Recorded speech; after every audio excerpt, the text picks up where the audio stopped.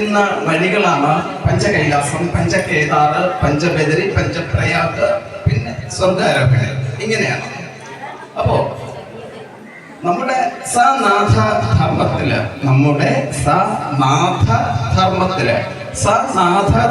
എന്ന് പറയാൻ കാര്യം സ്വയം പരമാത്മാവിനാൽ സ്ഥാപിതമായ ധർമ്മം ആയതുകൊണ്ടാണ് സനാഥധർമ്മം എന്ന് പറയുന്നത്.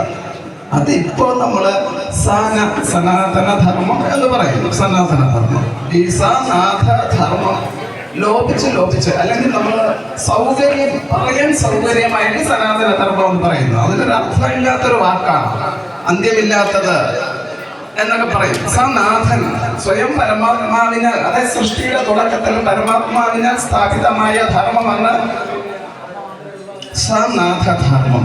അതിനൊരിക്കലും വിനാശമില്ല എന്നുള്ളതിന് തെളിവാണ് ഇന്ന് ഇവിടെ നടന്ന ഋഷി പൂജ അല്ലെങ്കിൽ ഋഷി സംഗമം. നമുക്ക് പ്രായം കുറഞ്ഞ ഋഷിവര്യന്മാരുണ്ടായിരുന്നു, പ്രായം കൂടിയ ഋഷിവര്യന്മാരുണ്ടായിരുന്നു. അതായത് പുതിയ തലമുറ, ഋഷി പരമ്പരയുടെ പുതിയ തലമുറയെ നമുക്കിവിടെ കാണാൻ സാധിച്ചു.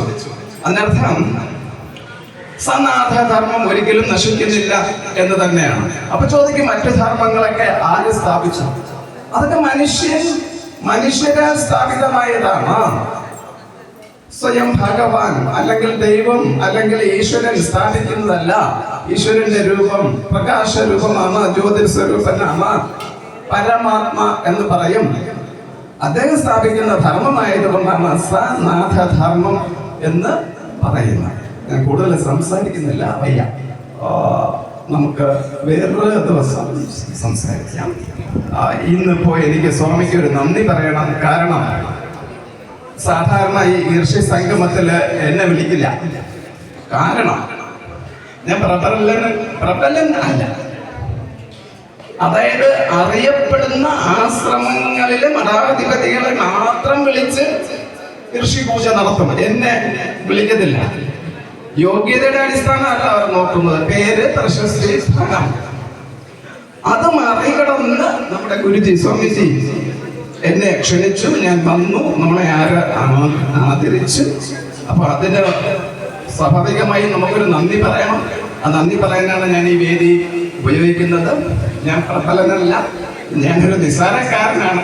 എങ്ങനെയോ പഞ്ചകൈലാസി, പാണ്ഡവർ സഞ്ചരിച്ച വഴികളിലൂടെ സഞ്ചരിച്ചു എന്നൊരു ടൈറ്റിൽ എനിക്കുണ്ട്, സ്വാമി പഞ്ചകൈലാസി. ഇതൊരു ആത്മീയ നാമം അല്ല. ഇവിടെ ഇരിക്കുന്ന ആർക്ക് വേണോ പഞ്ചകൈലാസം ചെയ്യാം. പഞ്ചകൈലാസം ചെയ്തു വന്നാൽ നിങ്ങളുടെ പേരിന്റെ കൂടെ പഞ്ചകൈലാസി എന്ന് ചേർത്തു ഹജ്ജിന് പോയ ആള് ഹാജിയാർ എന്ന് പറയുന്നതൊക്കെ.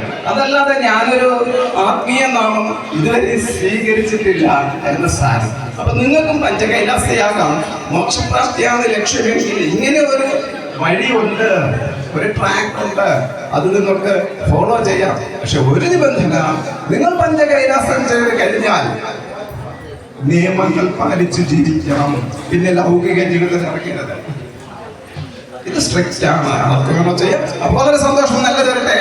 ഓം നമ ശിവായ. ഗുരുജിക്ക് ഒന്നുകൂടെ നമസ്തേ പറഞ്ഞുകൊണ്ട്, അദ്ദേഹം തന്ന ആദരവിന് നന്ദി പറഞ്ഞുകൊണ്ട്, ഞാൻ നിങ്ങളെല്ലാവരോടും നന്ദി പറഞ്ഞുകൊണ്ട് തൽക്കാലം നിർത്തുന്നു. ഓം നമ ശിവായ.